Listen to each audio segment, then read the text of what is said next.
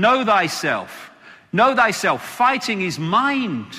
Consciousness doesn't pick up a gun and start shooting at another expression of consciousness.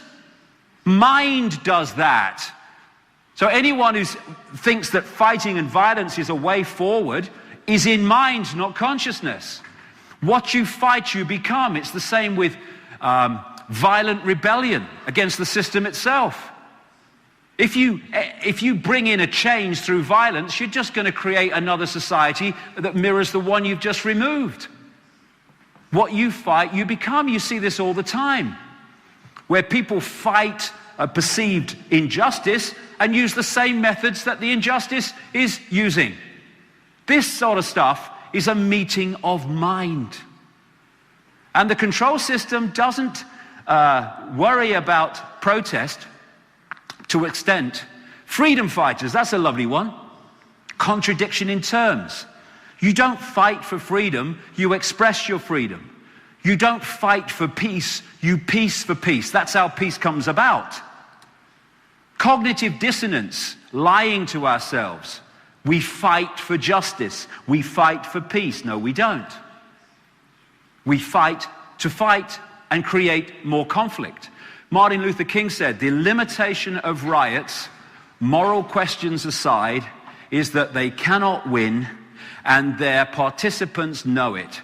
Hence, rioting is not revolutionary but reactionary because it invites defeat. It involves an emotional catharsis, but it must be followed by a sense of futility. Like I said, this is not about hating that which enslaves us. Otherwise, we become that which enslaves us.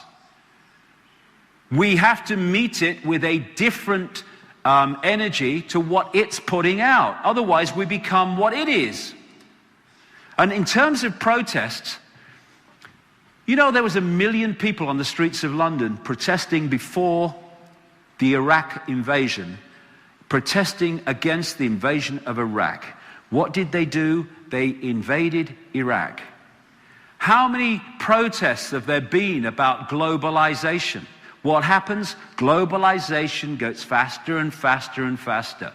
And in so many ways, protests can be what I symbolized here, a steam whistle, a way of letting off steam and taking out anger from opposition, but nothing changes. They're not frightened of that. What they're terrified of is this: humanity coming together, putting down the irrelevant, manufactured fault lines of different religious beliefs and political beliefs and cultures and income brackets, and uniting behind something that affects us all. The fact that our basic freedoms are being withdrawn and are planned to be massively more withdrawn than they already have been. Because this is not a conspiracy to enslave Jewish people or Muslims or middle-class Americans or South African blacks. This is a conspiracy to enslave all of us, and therefore we all need to come together to be united behind what affects us all. Martin Luther King said, "Injustice anywhere is a threat to justice everywhere." So often you see people, oh yeah, well that doesn't affect me. It's an injustice, yes, it doesn't affect me.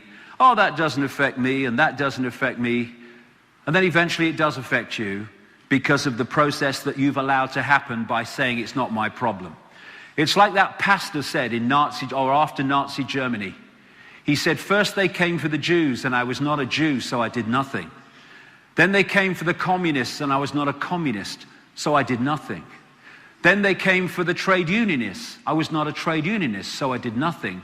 Then they came for me, and there was no one left to speak out for me. And what's happening now around the world is they're picking off different sections. They're picking off the Muslims in this area and that area. They're picking off these people in this level and middle-class Americans and all that stuff. And everyone's going, it's not my problem. We'll leave them to it. If we are going to live in a just world and a free world, everyone else's injustice must become our injustice. And we must stand by other people, even though that we're not affected by it.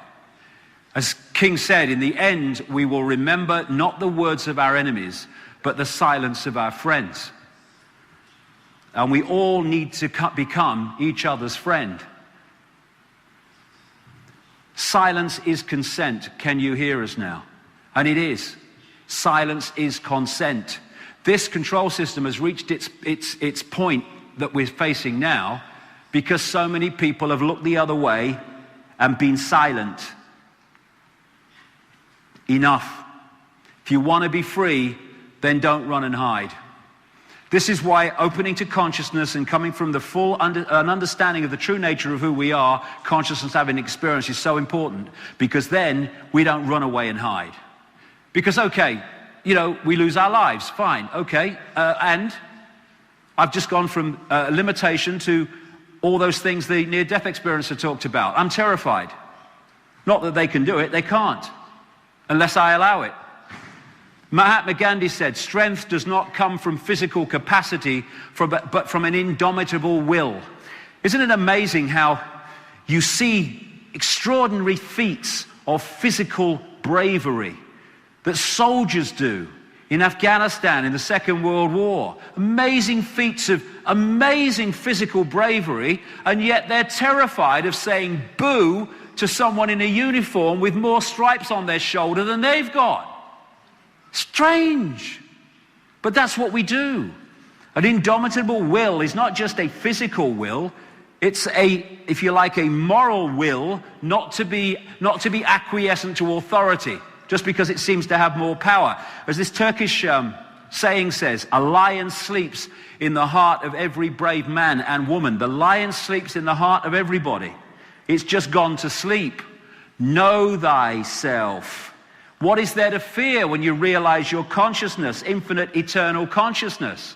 You can look at this and you can be intimidated by it. Oh my God, look. These brainless people in uniforms with sticks, I'm terrified. Or you can do this.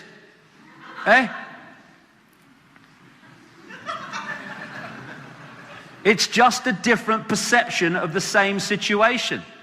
The only way we can be controlled en masse is if we comply, to use this American word that keeps getting repeated, if we comply with what we're told we must do.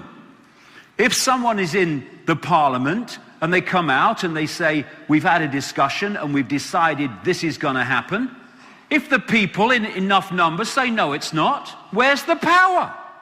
The power is in acquiescence. Oh, well, I don't agree with it, but I suppose we better all do it. It's the law. Why? If it's unjust, if it's controlling, if it's suppressing. Because this tells the story, this. The pyramid. Where do we look at in a pyramid for power? We look there at the top, where the eye is. Oh, there's the power in the pyramid. That's what we see in these structures. But look at it. They few are up there because these silly sods in vast numbers are here holding that up.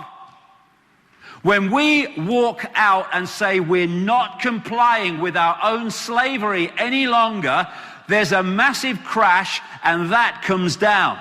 Because we, the people, are holding up the edifices of power that are dictated to us from the few from the top. These edifices of power are nothing more than a house of cards, which we are holding together. When we say, I'm not holding this card together anymore, I'm not acquiescing with my own slavery, it's over. And change must take place, and that's what consciousness is going to bring. Simple example. In Britain today, they're fining people about £200 for putting their trash can out on the wrong day or in the wrong place. 200 quid. And what happens? People go, it's terrible. That's Big Brother coming in. I think it's disgusting. And the next thing is, what's on the TV tonight?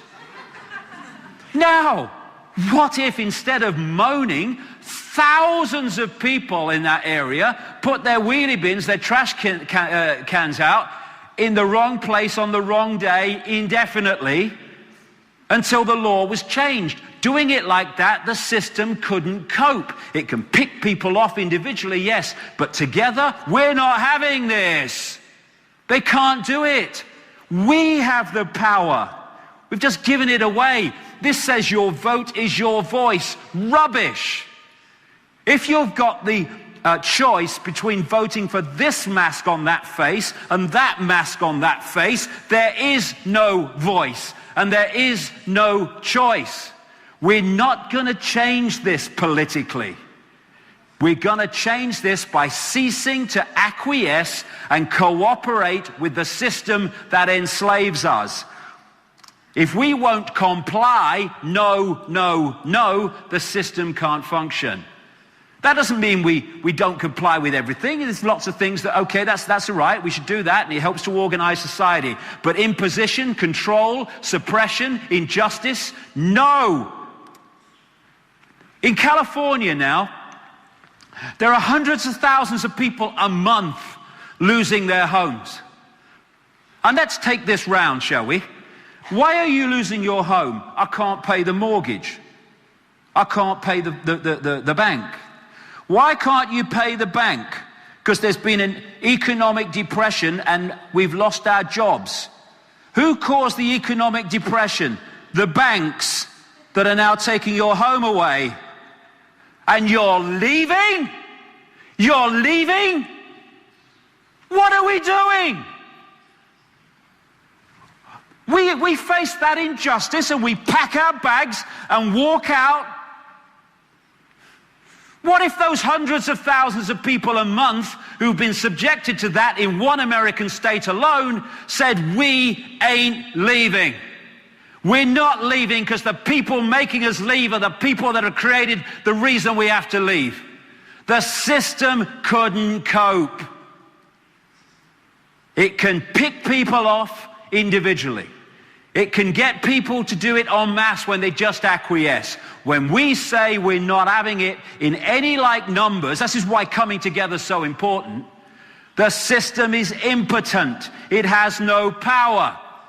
You must have compulsory vaccinations. No, not having it. Look what happened last year. All this hype about the swine flu. People said no. What happened? Nothing. What they wanted to do was not possible. Then they're trying to do it another way this year. You must do what we say, dark suits tell us. No.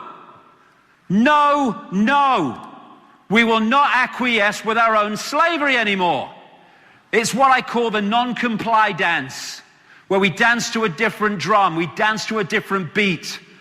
We're no longer little me taking it from this edifice of apparent power. We're deciding our own destiny, our own lives. I am all that is. You cannot grant me my freedom, nor can you take it away, because I am freedom. You in a dark suit think you can take my freedom away? Are you kidding? What would infinite consciousness do? What would infinite consciousness do in the situations we face? Well, this is what it would do. If it's not right, don't do it. If it's not true, don't say it. And you know what would change this world overnight? And this is where consciousness will come in and do this. Is if we made decisions based not on this perceived what is right for us in the situations we face every day, but we said, what is right? What is the right, just, and fair thing for me to do in this circumstance that I face? Because of the control system and the way we perceive and survival and me, what we're doing all the time in these situations, we're saying, what is the best thing for me here? What are the consequences for me? And so we're making decisions all the time, not based on what is fair and right and just, but what is best for us. And that's why we live in the world we do. If we change that and we say what is right and just and fair, that's what I'm going to do. Okay, I might not make so much money as I would if I did what was right for me, the best for me. But it's right and it's just and it's fair. Society would transform. If we want a world of peace, we need to be peaceful. It sounds trite and simple, but it happens to be true. If we're all peaceful with each other, we're in a world of peace. If we're all kind to each other, then we're in a world of kindness. We have the power. You know, we complain about wars, and yet we argue and fight among ourselves, which is just an individual version of the collective thing we call a war. When we change, the world must change. This is why consciousness, the expansion of consciousness, is going to transform this world, because it's going to bring out a totally different perception and interaction and sense of values. As Martin Luther King said, cowardice asks the question, is it safe? Expediency asks the question, is it politic? Vanity asks the question, is it popular? But conscience asks the question, is it right? And there comes a time when one must take a position that is neither safe, nor politic, nor popular, but one must take it because it is right. And that's the consciousness shift that is going to change this reality from what it is to what it's going to become, and is becoming among many people. And it's a revolution of perception. The perception that says, hey, I am a lion. I'm not a lamb. I'm not little me. I'm something greater than I ever understood that I was. I'm not that. I'm that. I'm that. I am the lion, not the lamb. I have control over my own destiny. I will take that control. And when people do that, miracles become possible. Society cannot function as it has functioned so far when we shift our consciousness. There has to be a system failure in the vibrational, therefore digital, therefore holographic world. And we're being given the opportunity now with this truth vibrations, and as it moves on and it's getting quicker all the time, the quickening, to open the door, to open the lock, to open the key, to say, as the poet Shelley said, the English poet, rise like lions after slumber, in unvanquishable number. Shake your chains to earth like dew, which in sleep have fallen on you. Ye are many, they are few. And when we realize that, and they've already realized it, that's why they're terrified of us waking up. When we say enough, no more slavery, no more little me, and we express the true magnitude of who we are, we'll realize the chains can be broken, because they weren't there at all, really. They were just chains in our mind, believing that someone had power over us when they didn't. It's time to fly. It is time to fly. A lion sleeps in the heart of every brave man and woman. The lion sleeps in the heart of everybody. It's just gone to sleep. Know thyself. What is there to fear when you realize your consciousness, infinite, eternal consciousness? You can look at this and you can be intimidated by it. Oh my God, look. These brainless people in uniforms with sticks, I'm terrified. Or you can do this. It's what I call the non-comply dance, where we dance to a different drum, we dance to a different beat. We're no longer little me taking it from this edifice of apparent power. We're deciding our own destiny, our own lives.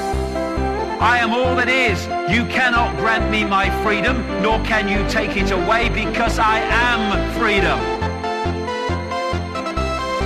We have the power. We've just given it away.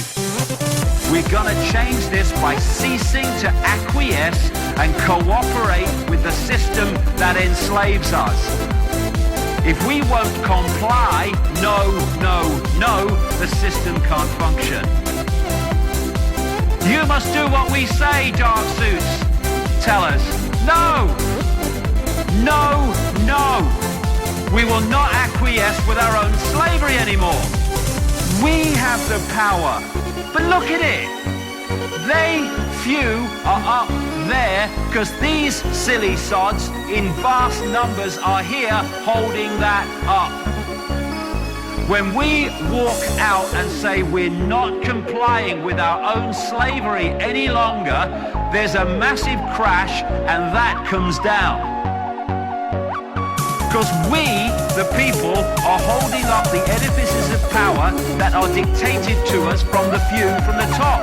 These edifices of power are nothing more than a house of cards, which we are holding together. When we say I'm not holding this card together anymore, I'm not acquiescing with my own slavery, it's over.